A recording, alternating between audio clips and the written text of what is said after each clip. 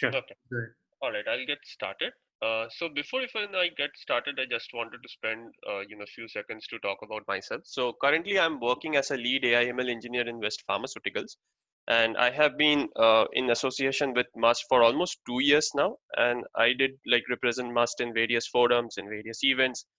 And recently, I have been part of the Must Research Academy as well. But based my main interests are actually in the unstructured data domain. But for today's topic, I'm going to discuss about something which is very important considering the current scenario, and which is slightly different for my from my the usual areas of interest. So today I'm going to talk about very powerful yet simple approaches or techniques for doing time series segmentation, and even few effective approaches what I have seen or observed so far while doing time series anomaly detection. Now, when we talk about the current situation of COVID-19, right? Almost all the segments, all the domains are majorly disrupted, right? So that is where organizations, especially the top management, always try to regroup, refocus, and try to see what are the different areas that got significantly affected, and maybe what are the areas that has really good chances of improvement. Okay. Now, having said that, uh, the same problem that we are going to discuss today and the solution that we are going to provide can actually be done by a human analyst as well. But the problem with these kind of approaches or manual efforts that is done by an human analyst, it brings a lot of bias, and the solution which that comes, right, it is highly biased to the perspective of that particular human being. Okay. So with this, I'm actually going to start the actual topics. But before that, if someone wants more detailed explanation and even a code walkthrough, these are the links. Like these topics, I have already explained in some popular forums and are available, throughout the internet. So if someone wants to see the code walkthrough, they can visit this. But I'm going to just briefly explain these concepts, and I'm going to start with the time series segmentation approaches. Okay. Now, just the initial intro that I gave, right? Like the importance of why these kind of segmentation is actually required. So basically, especially in unprecedented times where there are a lot of ups and downs within the entire world, it is very important for the business management to know that what are the different areas in which they can maximize the output with the limited available resources that are there. So and especially when we talk about situations where it is very difficult for us to actually do a very granular level forecast, because considering the current scenario, like there are so many ups and downs. It is like, even if we go with some sophisticated deep learning models, still the final forecast accuracy that we would be getting in these situations is not comparable at all, like with the usual scenario. And these are, that is why we say that in these areas, these are like typical uncertain cases, right? So that is when something like a selective segmentation approach is very important. And when we talk about time series data, like time series data is available almost in all the major segments where we deal with, like considering demand planning, market analysis, supply chain management, sales forecasting, or maybe financial forecasting. So everywhere we would definitely see data which has a very good impact by how it is related with the time aspect of it. Okay. So that is where I'm going to talk about a very simple yet a powerful approach, which is called ABCXYZ analysis. So in other words, it is also known as importance and forecastability segmentation. So the idea of the entire ABC analysis is based on the Pareto principle of 80-20 rule, which basically means that almost 80% of the results are actually driven by just 20% of the effort. Or in other words, like the same statement can be actually discussed in various versions. So in other words, almost 80% of the final success that we get depends on just 20% of the entire population. Now, considering this as the base rule, for doing a selective segmentation, something like ABC XYZ analysis consists of two main parts. Okay, the first part, it's called an ABC analysis. So what it typically does is it segments or divides the entire time series items. And when I say time series items, I'm talking mostly from a granular level forecasting. Something say like at a product SKU level, or maybe at a customer division level, where there can be like thousands of product SKUs, or maybe millions of different product versions, or maybe like 10,000s of different customer units. So at such a granular level, uh, always forecasting is a challenge, right? Like whenever like any kind of manual forecasting is done, or maybe any kind of automated machine learning driven forecast is done, uh, all the items at such a granular level, it cannot be forecasted with equal accuracy or equal amount of performance, right? Because of the nature of the data is so volatile, and it is not consistent at that granular level. So that is why these kind of segmentations are extremely important. So once we do that, do the first part, which is the ABC analysis, which is nothing but segmenting the entire time series item based on the importance or the impact which they make, then we would get a clear sense of idea that what are my high revenue generators. Okay, so basically when I talk about importance or impact, in most industrial cases it is tied up to the revenue or the profit that is made from such items. Like basically it can be the customers, materials, or maybe the product SKUs, or anything like that I'm defining as the time series item. Okay, so if we see this chart here, we see that uh, like whenever we do these kind of importance or impact mapping, we essentially try to divide the entire items into three buckets. Okay, so these three buckets are nothing but A, B, and C. So consider these three buckets as three different clusters. And from I'm just going to talk about the result first, and then I'm going to briefly discuss how to do this approach actually. So from the results, we see that for the A cluster, the revenue contribution is almost like 3 million over here. Okay, or rather like 300,000.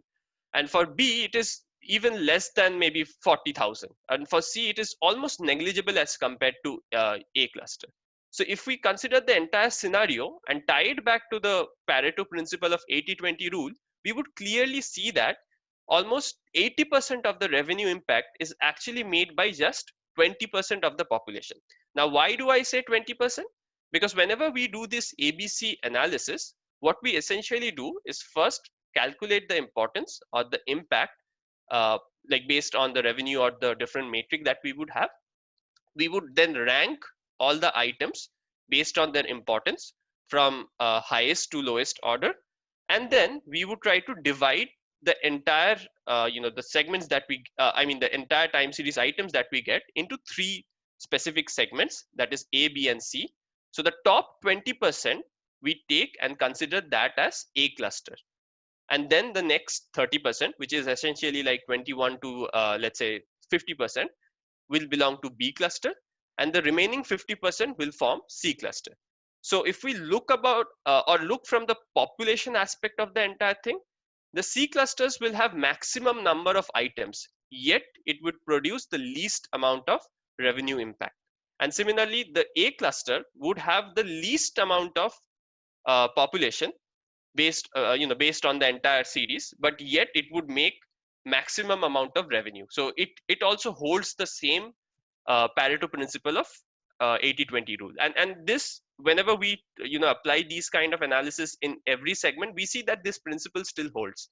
And even if it is not completely 80%, it is almost near to 75 to 80%.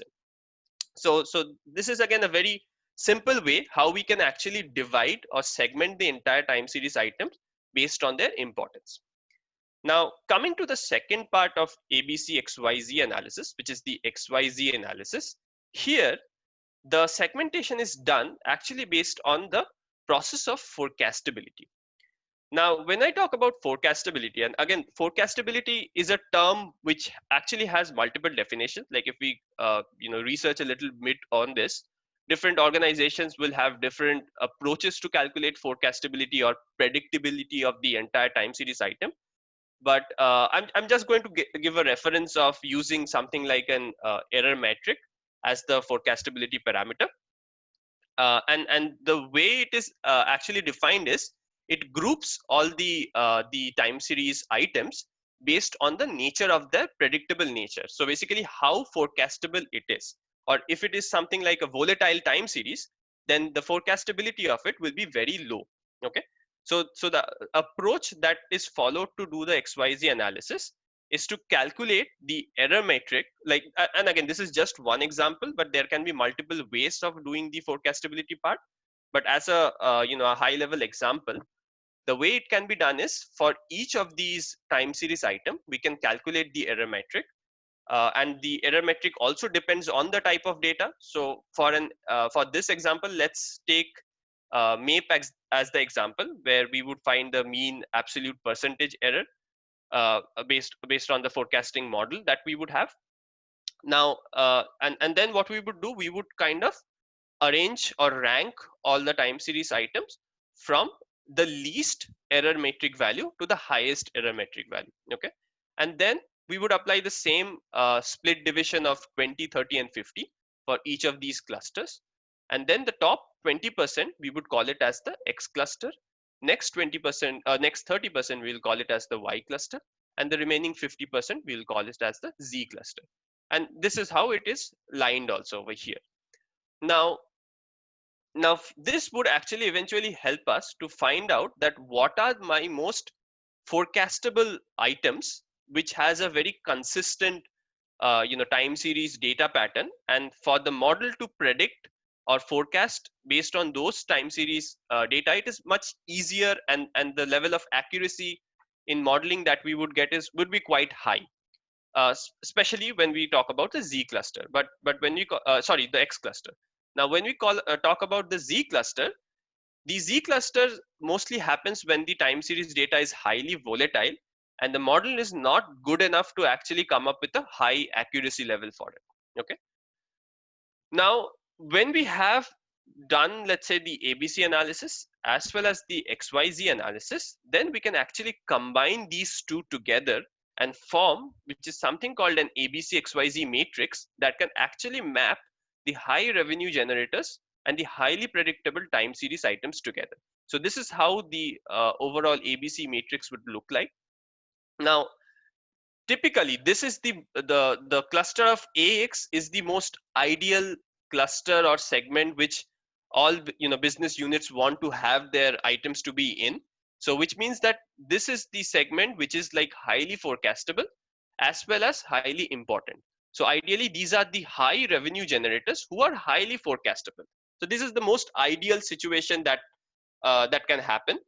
But at the same time, the CZ cluster are the worst that can actually happen, where these are the low revenue generators and least forecastable. So ideally, like if it is something which is not generating good amount of revenue, then for the business to to focus on these clusters might not be that much important, because the final importance or the revenue that is generated is not that much. Instead, where most businesses are actually focused on is looking somewhere around the either the entire Y cluster or maybe around the entire B cluster, so that like these are some potential items that can actually become high revenue generators, and as well as that can actually become highly forecastable. So that is where the maybe the let's say the human analytics person can actually talk to the account managers of the different segments, and the account managers may have a good interaction with the actual customers, and there they try to get the actual predictable nature of it. So basically there the human bias comes into picture and can actually help in the final accuracy of the modeling process. Okay, and even people can actually try to think of doing upselling in such purposes, where something which has the potential to be a high revenue generators, the basically the commercial team can actually take it forward in such a way that they push it in that particular cluster where they want to go. Now this was mostly about the segmentation process, where we see that the technique that we also talked about is quite easy and impactful. And it's considering these situations, it is very important to have something like an ABC XYZ analysis matrix that can actually highlight the areas where the actual focus is needed. Okay. Now, moving on to the next topic. Okay, before moving on, any questions so far? I'll just take a quick 1 minute pause, maybe.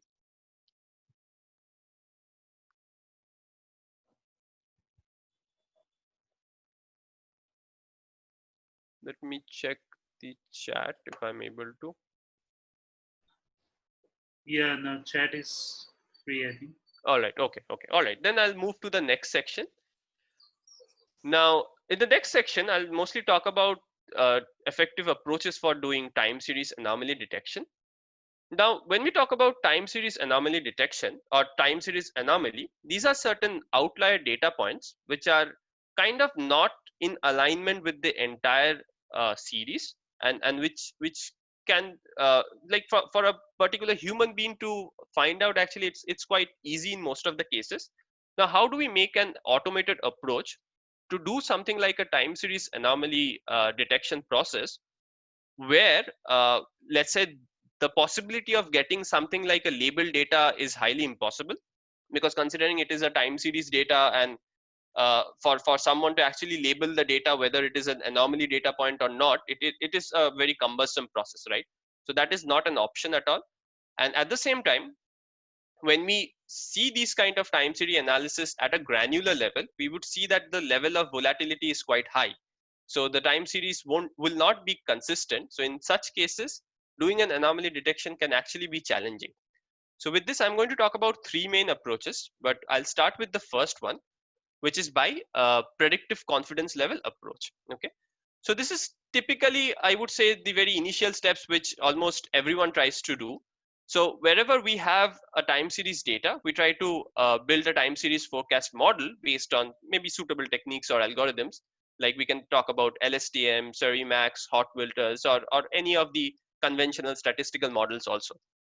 Now, once we do the forecast part, then we try to forecast based on a certain time period time, and then using the error matrix, we try to form a confidence band around the time series. Like this is typically how it looks. Okay. Now, whenever there is any data point which is outside the confidence band by, let's say, a significant statistical amount, then we call that particular point to be a anomaly data point. So again, coming up with this approach is very easy, and building a predictive confidence level is also quite easy. It is not that difficult, but there are certain pros of this approach and there are certain cons of this approach. Okay. So as I said, one of the pro is it is very easy to implement, and it really works well when the overall model accuracy is quite high. And typically achieving a model accuracy high becomes possible when the data is not volatile. But as we talked about granular data, right, granular level of forecasting, in such case the time series data may not be that much smooth, or I would say the volatility is much high in such cases. But usually this approach is very robust to local outlier detections. So when I talk about local outlier detection, so let's say if there is a disturbance within a very small local area, so even this method is actually able to pick that up.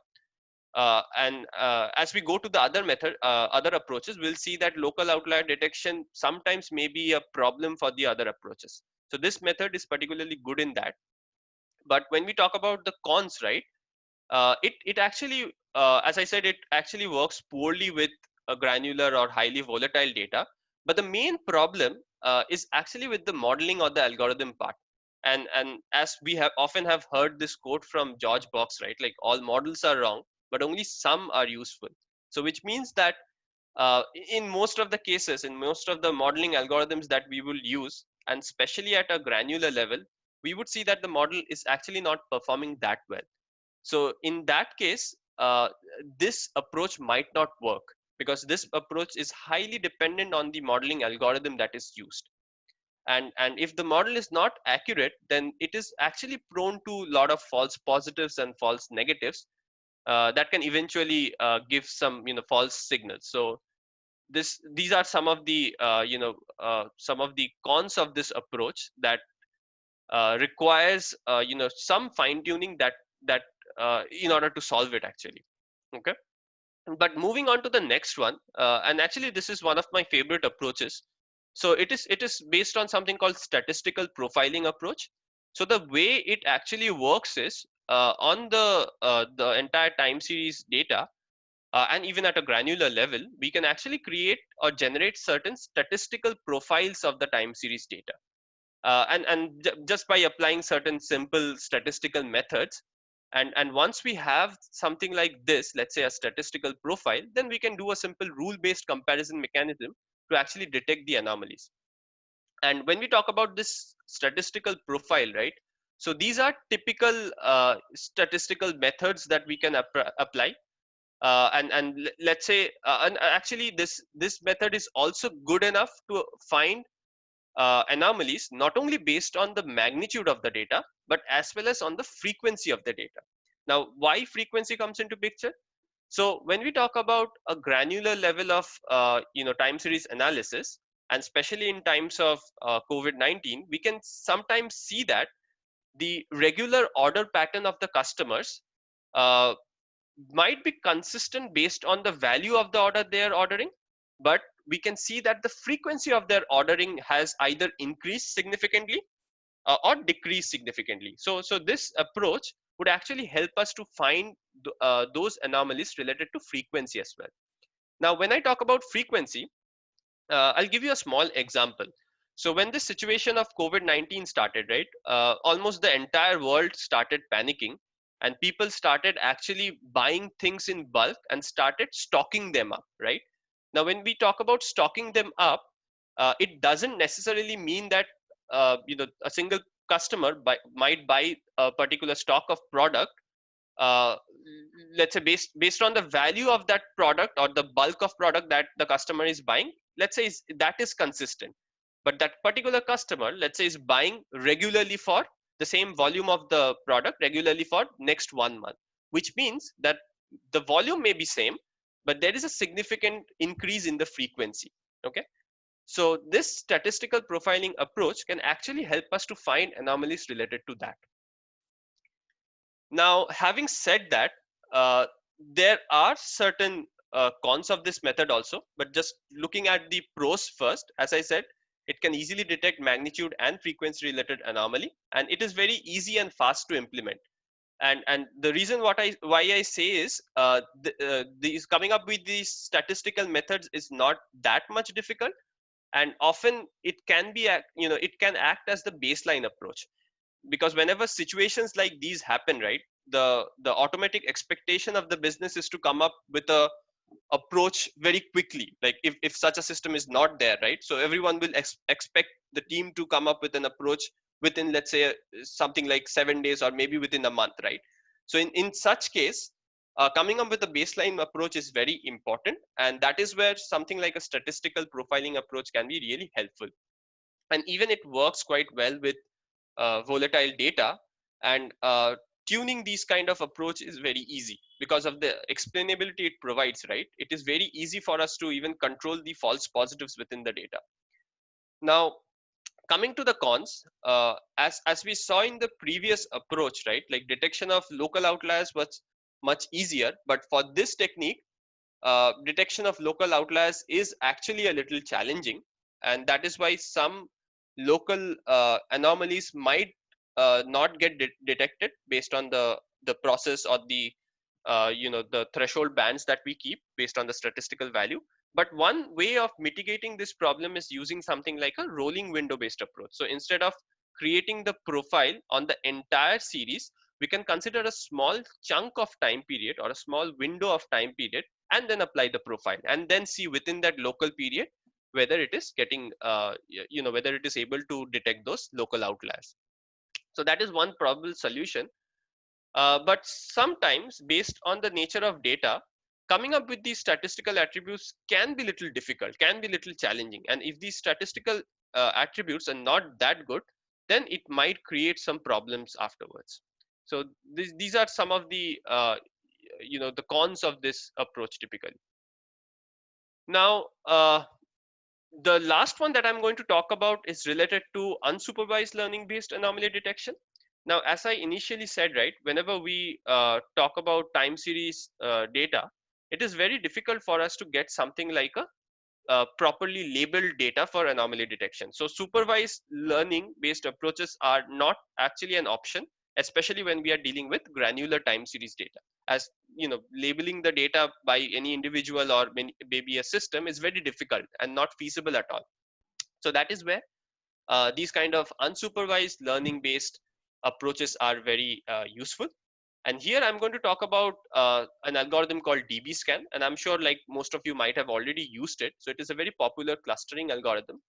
And the reason why dbScan is actually popular is that it does not require any predefined number of clusters. So if we see other clustering algorithms, most of them actually require something like a predefined number of clusters. But for a time series anomaly detection, since we won't be able to know that whether the what is the exact number of clusters defined within the granular data, right? So that is where something like a dbScan is very popular and works really well when we talk about granular time series data. Now, there are certain pros and cons of this approach also. And actually, there is a typo over here. This should be for unsupervised approaches, not statistical profiling. But anyways, the typical pros of dbScan over here is it, as I said, like it is pretty easy to use dbScan also. Like most of you who have already used it might know that it is very easy to tune because it mostly has just two parameters to tune in. One is the epsilon factor, which is like finding the distance between the two clusters, and typically the minimum number of points to consider within a cluster. So these are just two hyperparameters that can be easily tuned, and the performance of this algorithm is like remarkably fast, and it works more well in most of the cases. But I have seen that whenever let's say a time series data has a clearly defined or a definite pattern, right, then it works well. But whenever the pattern is not there, sometimes it does give a lot of false positives in between.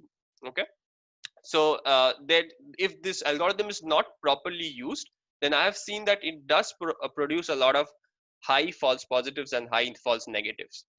And like what we saw for the statistical profiling approach, that we can also go with something like a local window based approach to improve the algorithm's ability to detect local outliers. So that is also something that can work well. But even with that approach, I have seen actually some false positives with volatile time series. But it completely depends on the nature of the data. So the final question that one of you or people might be thinking, that which one to actually go for. So I would say the best way would be to try each and every one of these options. But as a baseline approach, we can always consider the statistical profiling technique as the baseline approach. And whenever that is actually up and running and working right, then we can compare with these other techniques and see whether the other techniques are actually working better or not. But on a very high level, it completely depends on the nature of the time series, and there is no right answer to actually go for which method. And there are other methods also, but I found these three to be the most effective ones and the most useful ones. And and uh, and and again, like the results that I have got so far is quite remarkable with these three techniques. Now, that's mostly it. But I just wanted to refer or give a reference of this book. It is a very good book on business forecasting, and it talks about various of areas that a particular business forecasting solution needs to provide. So, in case if any one of you is interested, you can take this book as a reference, and it talks about really good practices of how to set up a business forecasting system within any organization. So that's mostly it from my side. Any question, I can take it now. Otherwise, like if we don't have much time, then you can either shoot me an email or drop me a note in WhatsApp, and that I can, take some time to answer those. So that's mostly it from my side. Thank you, Aditya. I'll stop the recording.